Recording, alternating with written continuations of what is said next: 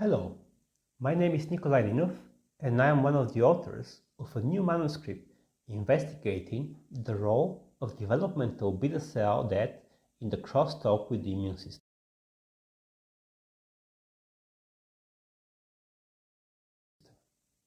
We aim to determine whether naturally occurring cell death takes place during pancreas development and how it influences immune cell interactions. Let's start by representing the beta cells using these colorful sweets. Beta cells are located in the islets of the pancreas and release the hormone insulin to regulate blood sugar.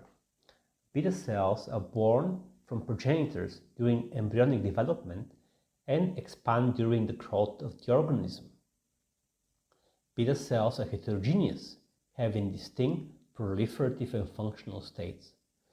While beta cell proliferation has been well studied, what remains as an open question is whether cell proliferation is accompanied by a parallel process of cell death. However, estimating the rate of cell death has been challenging because dying cells can be rapidly removed from the tissue, making it difficult to assess the rate of cell death using histology. To overcome this challenge, we turn to the zebrafish model.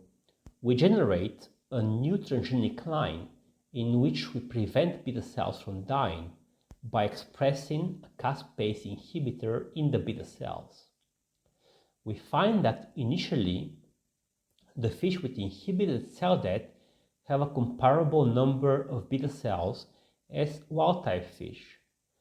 However, when we track the development of the fish for 30 days, we find an excess of beta cells in their pancreas compared to wild type. This indicates that blocking beta cell death spares some beta cells from dying and leads to an increase in overall beta cell number.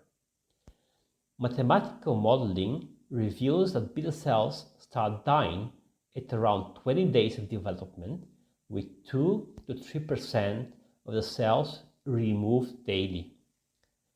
Next, we investigate how cell death influences immune cell crosstalk in the islets.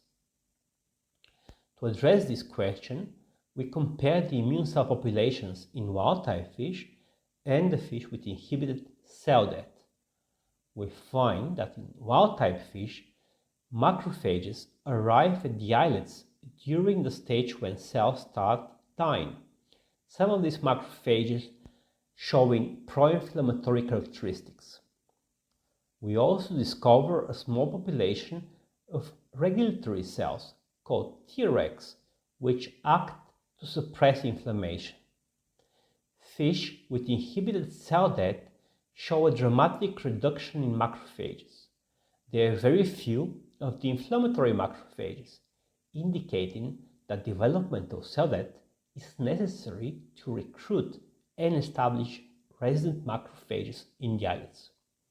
In contrast, the population of regulatory cells which suppress inflammation is increased. Consistently, the islets show reduced levels of inflammation.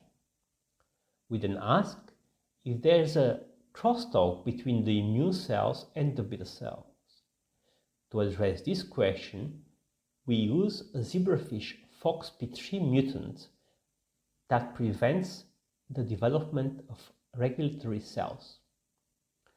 We find that the islets develop excessive inflammation and activate the NF-kappa signaling pathways, highlighting the role of regulatory cells in controlling beta cell inflammation.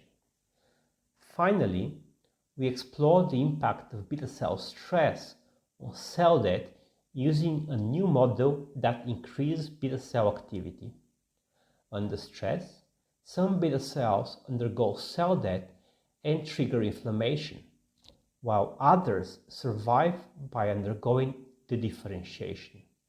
These findings reveal that naturally occurring cell death not only regulates beta cell mass, but it also establishes immune cell crosstalk. We hope that our work in the zebrafish model we will provide insights into preventing the aberrant crosstalk between beta cells and the immune system in type 1 diabetes, where immune activation drives excessive beta cell death.